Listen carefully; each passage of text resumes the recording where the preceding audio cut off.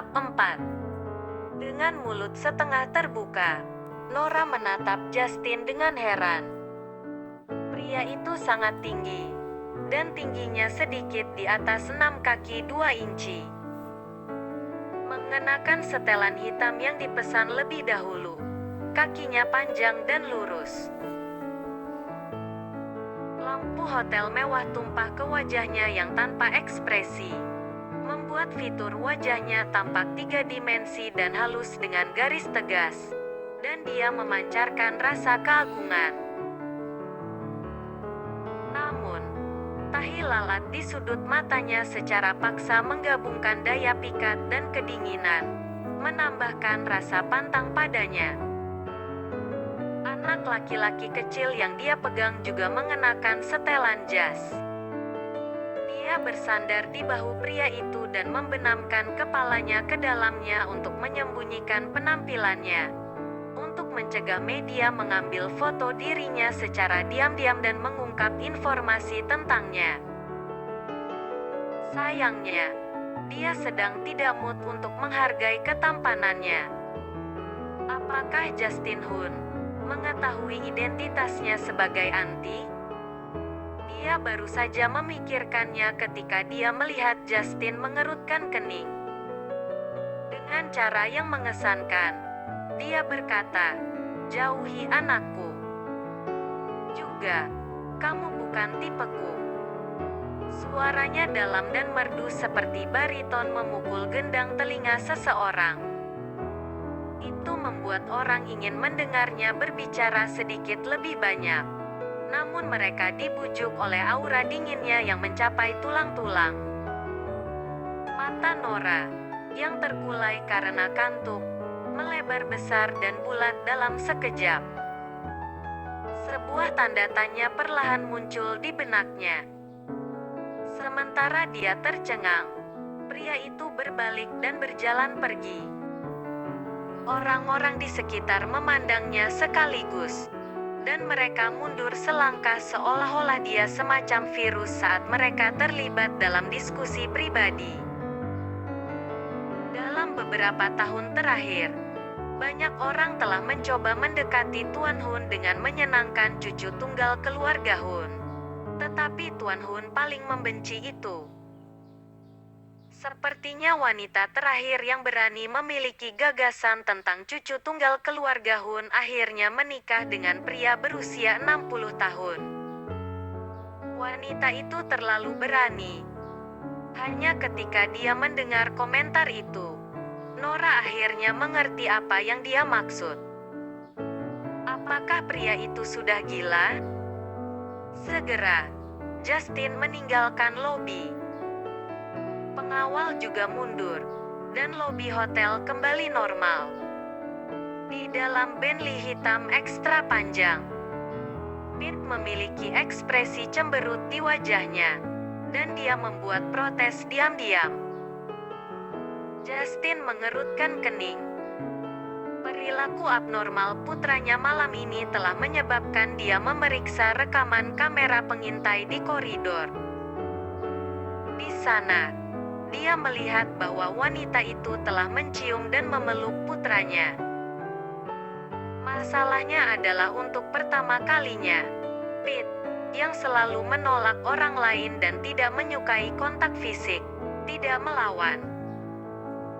Apakah karena wanita itu begitu adil dan cantik sehingga dia terlalu menarik perhatian? Dia memikirkan kecantikannya yang bahkan pakaiannya yang sederhana tidak bisa menyembunyikannya, dan jenis keliaran ceroboh dalam tindakannya ketika dia menguap. Dan, khususnya, penolakan dan ketidakpedulian di matanya yang seperti kucing ketika dia menghadapinya. Dia tidak seperti wanita lain. Dia pasti punya beberapa trik di lengan bajunya. Di keluarga Smiths, pesta ulang tahun sudah berakhir ketika Anthony tiba. Wajah Angela bengkak, dan sidik jari yang jelas terlihat. Dia mengoleskan handuk yang membungkus es sebagai kompres dingin ke pipinya. Sambil menangis, Dia mengeluh. "Mengapa kamu di sini sangat terlambat, Anthony?" Anthony tampak tidak nyaman untuk sesaat.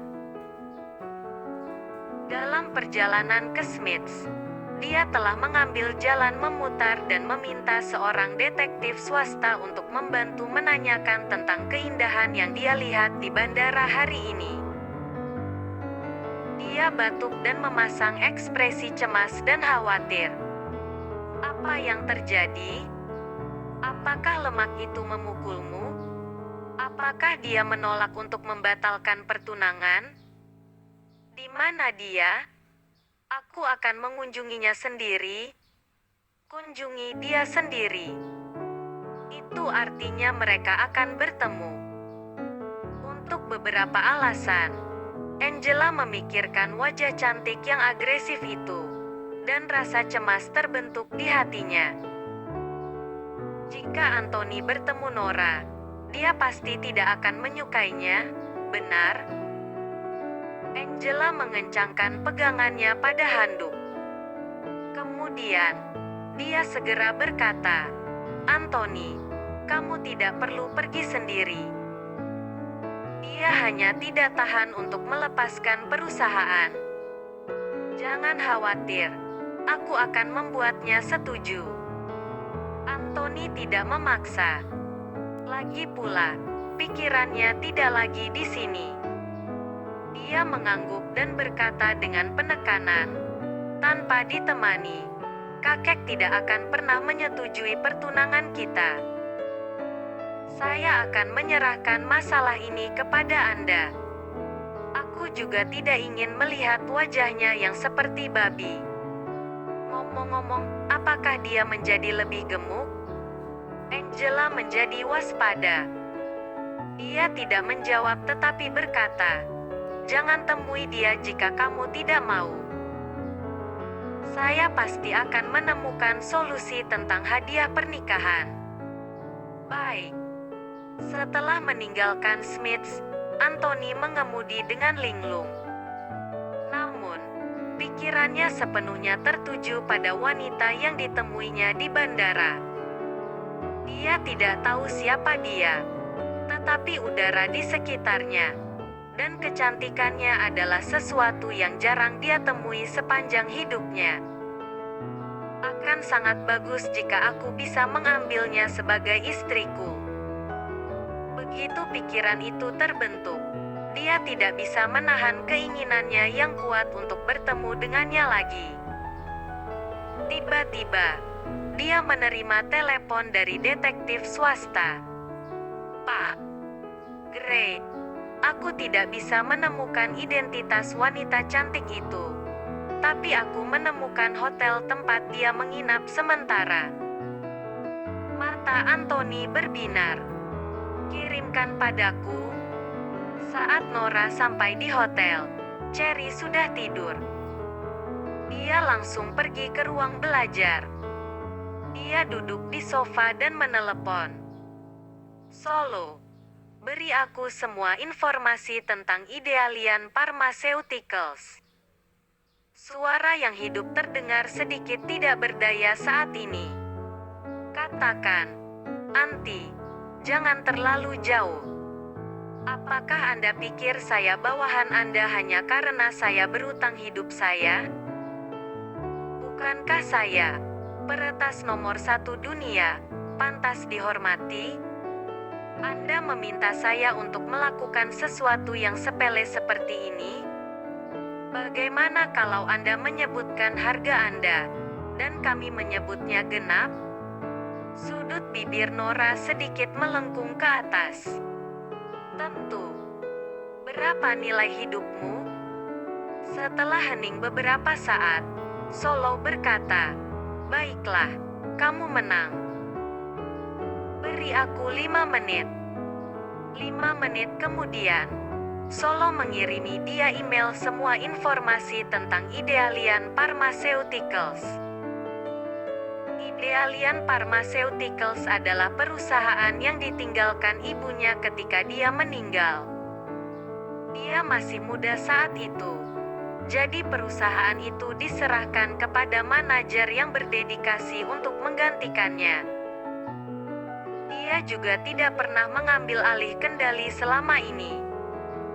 Namun, karena keluarga Smith sangat menginginkannya, dan bahkan ingin dia memberikannya kepada Angela sebagai hadiah pernikahan, pasti ada sesuatu yang mencurigakan terjadi.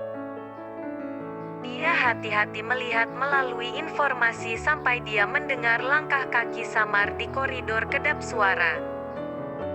Terganggu oleh suara itu, Nora mengerutkan kening.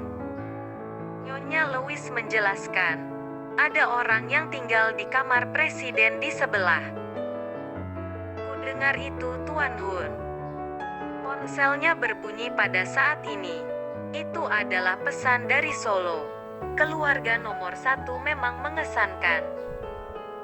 Dan Hun menawari saya beberapa juta dolar hanya untuk mengetahui apakah Anda pria atau wanita.